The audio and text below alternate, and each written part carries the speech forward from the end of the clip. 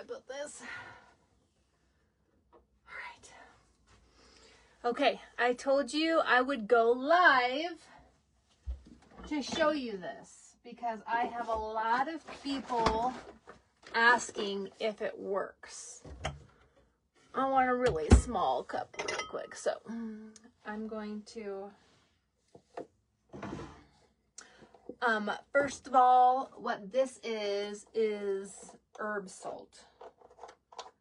I blended up rosemary. Oh my gosh, it smells so good. Rosemary, chives, thyme,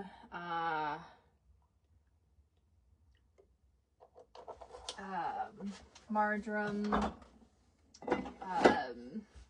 sage, and then I mixed it in with salt, and this is what I'm going to buy. So that's what that is. But that has nothing to do with this video.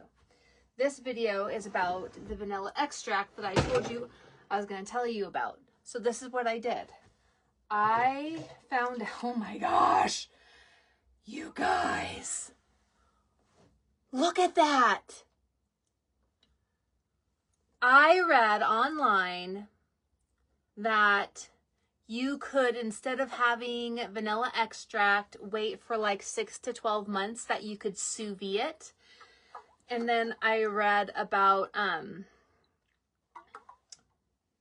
that it had to be like under 120 and that you had to do it for 3 days. So yes, this machine has been sitting on my very tiny counter for 3 days, sous videing, so that I could test it.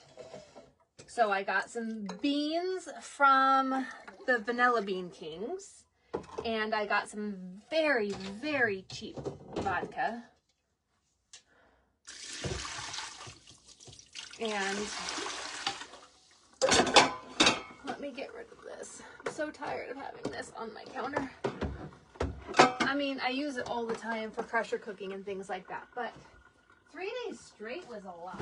Okay, so I think it worked, people. I really do. Look how dark that is. So apparently now I have to taste it. So I sous vide this for 3 days. Okay. Now I read that if you have I can't open it. If you have a good palate, that you can just taste it.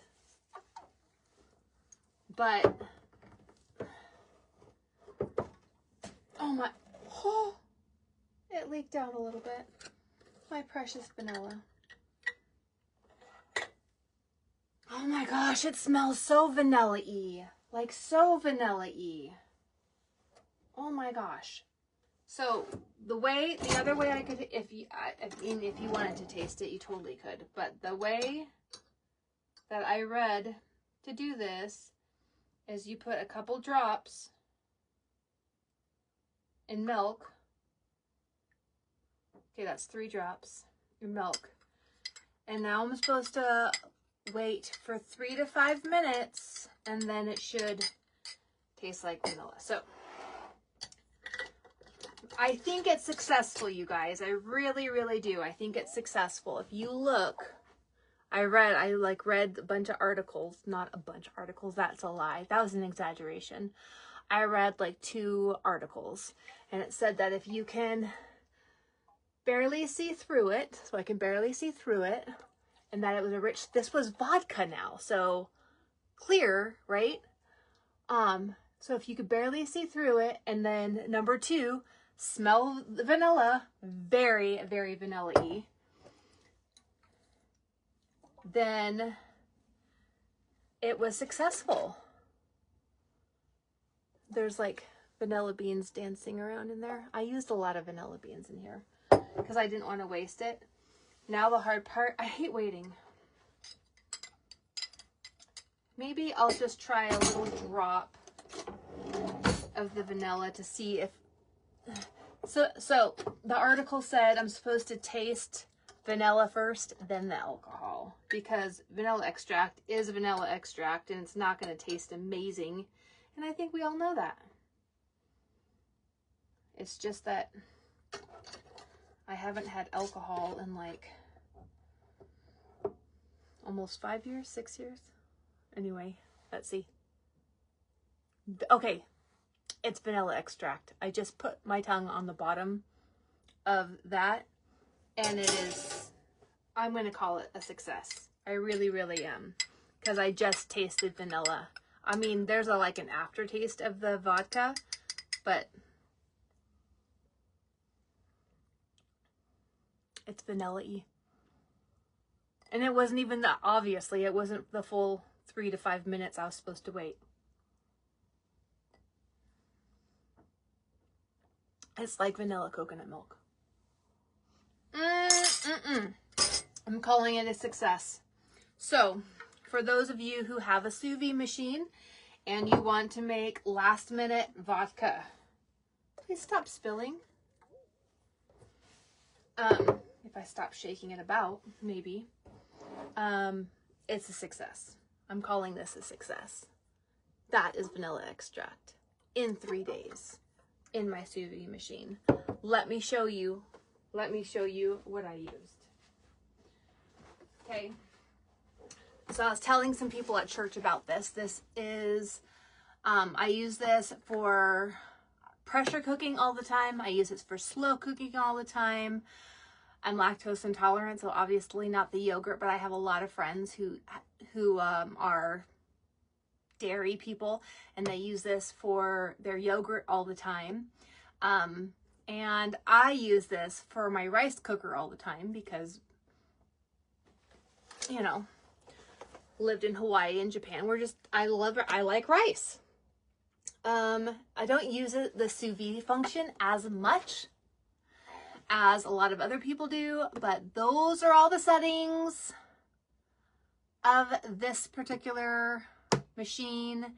And because you guys all know I live in a fifth wheel, I can't be having that many machines in my fifth wheel. That's ridiculous. So I have one that does it all, and I'm very excited. I'm really excited about this.